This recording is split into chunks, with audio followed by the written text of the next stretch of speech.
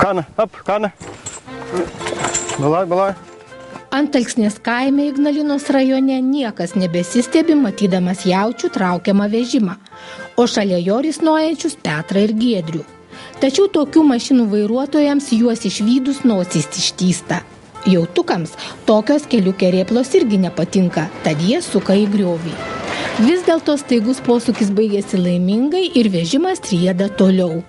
Tik kaimynas Algirdas karo metais matęs, kaip jaučiai ariama žemė, sustabdo ratus ir teiraujasi, kaip jie pakinkyti.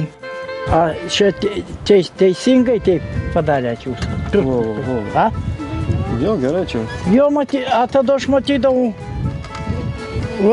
per apačią tai irgi buvo toks baltas brūsas, man atrodo. Per apačią? Jo. Per apačių. Čia yra visokių variantų. Jo. Plūgas buvo koks tai medinis, kaip ir kelmas, gal matyti ten naragas, kaip vadinas, tai buvo metalinis. Bet anas taip rubaška, žinai, kaip buvo balta. O jaučiai? Jaučiai juo žalmargiai, labai stambus, dujai. Bet jis tykiai taip apsigrįždavo.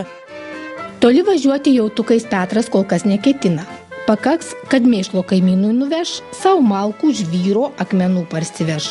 Kai paaugs, turės žemę arti. Tik va bėda, kiek ieškojęs lietuviškos literatūros apie kinkomus jaučius, nieko neradęs. Bėk. O kodėl taip tokiais raginimais angliškais į? Todėl, kad toks mokytojas buvo jisai iš Amerikos ir tokia sistema, visos tos komandos angliškai.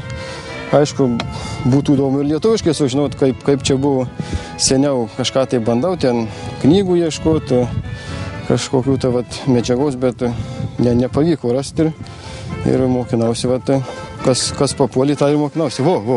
Arklį pavaduojančius jaučius Petras parsivežė iš Baisogalos gyvulininkystės instituto.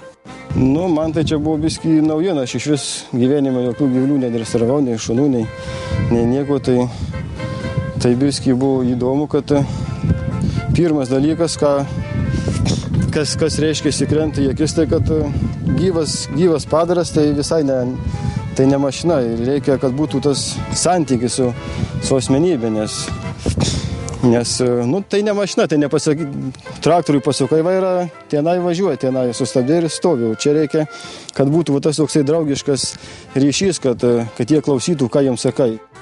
Mokslininkai trina rankas, kad atsiranda tokių keistuolių propaguojančių lietuviškus gyvulius. Juk daugelis ūkininkų dabar iš traktoriaus neišlipa, o čia dar ir jaučių charakterį studijuoja. Net biomedicinos mokslų daktarai negali pasakyti, kas pirmiau, arklys ar jautis žemę arė. Tačiau aišku, kad nuo XIX amžiaus pabaigos karaliauja arkliai. Dabartinis jaučių panaudojimas žemės ūkio darbams, manau, skirtas daugiau populiarinimui genetinių išteklių ir jų panaudojimui, taip kad tai sveikintinas dalykas ir tikrai manau, kad sulauks nemažai dėmesio žmonių, kurie iš vis nežino, kaip tai buvo daroma ir ką reikėtų daryti. Mūsų vietinio veislių gyvuliukai, jautukai tikrai galėtų būti naudojami ir tokiem šou elementam, todėl kad jų yra kojos daug stipresnės negu tų įvežtinių pieninių veislių galvijų. Ir didumas yra tinkamas ir su jais yra lengviau, jie yra ramesni, su jais lengviau susitvarkyti žmogui, kuris norėtų juos kinkyti ir mokyti darbą. Džiaugiasi ne tik Petras, džiaugiasi ir jaučiai Petro ratus traukdami. Juk tai kur kas geriau negu kelionė į artimiausią mėsinę.